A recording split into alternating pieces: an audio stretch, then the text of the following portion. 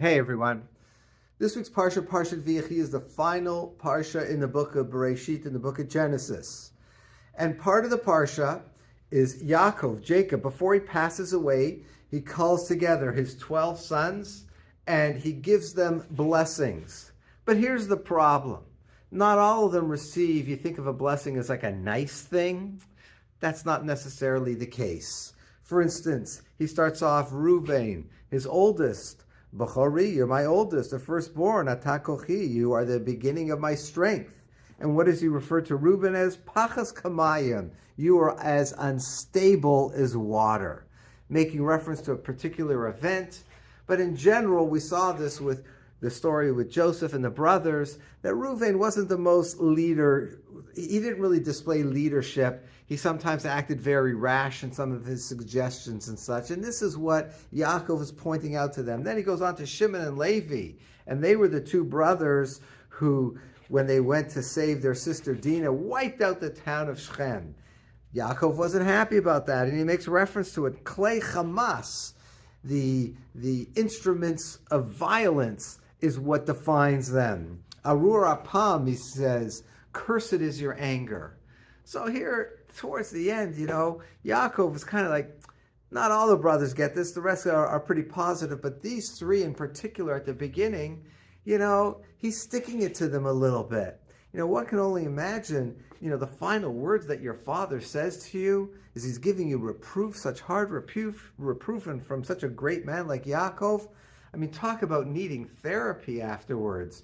One can only imagine the deep emotional pain that this would cause. All is not lost, however, because Rashi points out, after all these blessings are given, there's kind of a repetition. It says all these tribes of Israel, 12 of them, Zot asher diber lahem, this is what their father said to them, Vivarechotam, and he blessed them, Ish asher kabirkato beirachotam. Each man, according to his blessing, he blessed them. And Rashi points out, how can we call these blessings the very issue that we're raising, inasmuch as some of them are getting harsh reproof?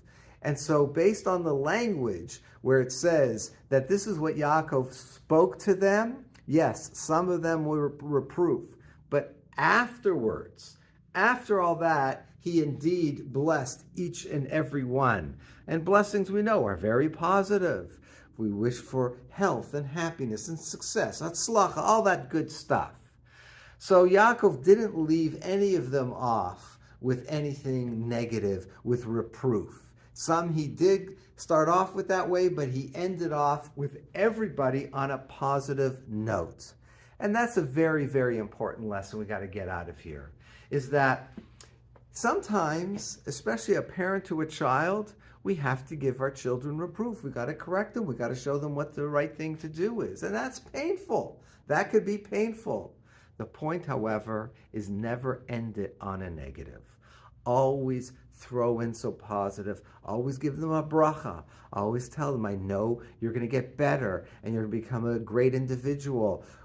Yeah, you got to point out the faults. That's natural, but never end it that way. Yaakov didn't end it with the negative. He made sure he ended with a positive to build them up so that they wouldn't have that deep, long-lasting negative to hold on to, that these were my father's final words to me. Never have it that way. Whenever you got to give reproof, tochacha, you got to give criticism to anybody, but certainly parent to child, always end it off by praising and giving them a bracha. Have a good Shabbos.